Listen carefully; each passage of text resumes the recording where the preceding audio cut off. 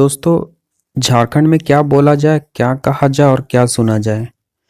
एक तो छात्र इतना मेहनत करते हैं, मेहनत करने के बाद इतना एग्ज़ाम क्वालिफाई करना पड़ता है, उसके बाद और भी बहुत सारा प्रोसेस करना पड़ता है। सब कुछ हो जाने के बाद जब ज्वाइनिंग का टाइम आता है तो इस तरह की घटनाएं होती हैं।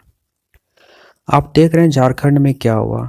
अब पंचायत सचिव का जब ज्वाइनिंग का टाइम आया या फिर जिनकी नियुक्ति अभी तक नहीं हो पाई है, उन लोगों के लिए क्या हुआ, सब कुछ तो खत्म हो गया।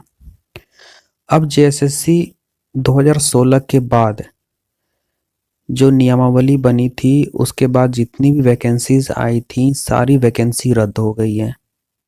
इसका मतलब अब सोचिए कि उन छात्रों का क्या होगा जिनका सिलेक्शन हो गया था। सरकार आखिर क्या चाहती है ये क्लियर कर दे।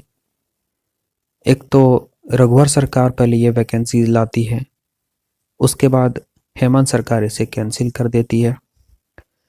देखिए, नियोजन नीति का जहाँ तक सवाल है, नियोजन नीति तो पहले तो आरक्षण देकर कि आप कुछ जिले को पूर्ण आरक्षित कर दिए, कुछ जिले को जो है अनारक्षित रखें।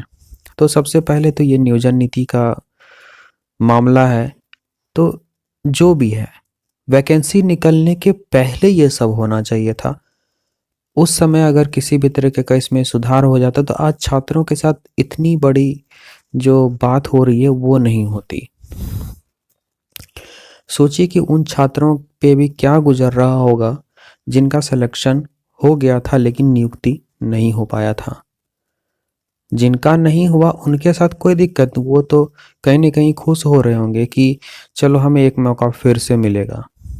लेकिन यहाँ पे उन छात्रों के बारे में जरा सोचिए कि जिनकी नियुक्ति होने ही वाली थी। तो कुछ भी कहना झारखंड में मुश्किल है कि आप अगर एग्ज़ाम देते हैं, क्वालिफाई कर भी जाते हैं, तो कहीं ऐसा हो जाए कि नौकरी हो जाने के बाद भी आपका नौकरी खत्म हो जाए। तो यहाँ पे छात्र अब क्या कर सकता है। अब यही है, छात्र सरकार के सामने फिर बात रख सकती है या फिर कुछ भी नया हो सकता है। देखिए, अभी फिलहाल बात यही हुआ है कि 2016 के बाद जिनकी नियुक्ति अभी तक हो चुकी है उनको कोई प्रॉब्लम नहीं है, लेकिन जिनकी नियुक्ति नहीं हुई थी उनकी नियुक्ति अब नहीं होगी,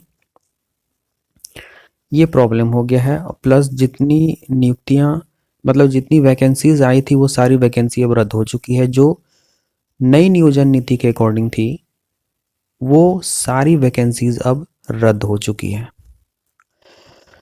अब देखिए इस पे आगे क्या होता है, क्योंकि अभी तो जस्ट ये हाई कोर्ट का फैसला आया है।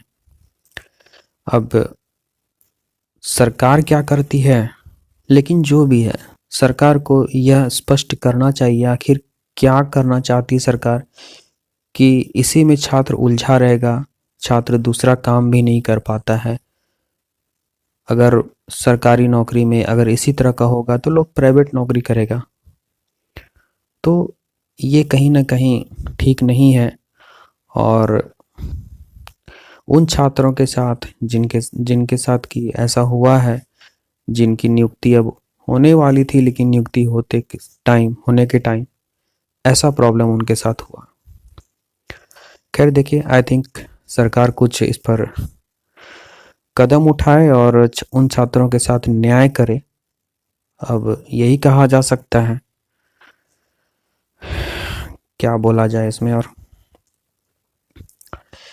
चलिए दोस्तों, आप लोग टेंशन मत लीजिए, है ना।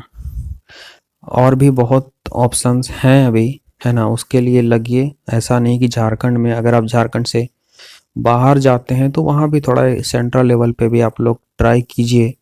ऐसा नहीं कि मैं आपको मतलब अब सांत्वना दे रहा हूँ, लेकिन जो रियलिटी है वो आपको भी फेस अप करना पड़ेगा। यही चीज़ है, अब इसमें क्या बोला क्या जा सकता है। दोस्तों, इस पे आगे जो भी अपडेट होगा हम आपको बताएंगे। चैनल पर पहली बार आए तो सब्सक्राइब करके बेल आइकन जरूर दबा लीजिएगा। धन्यवाद।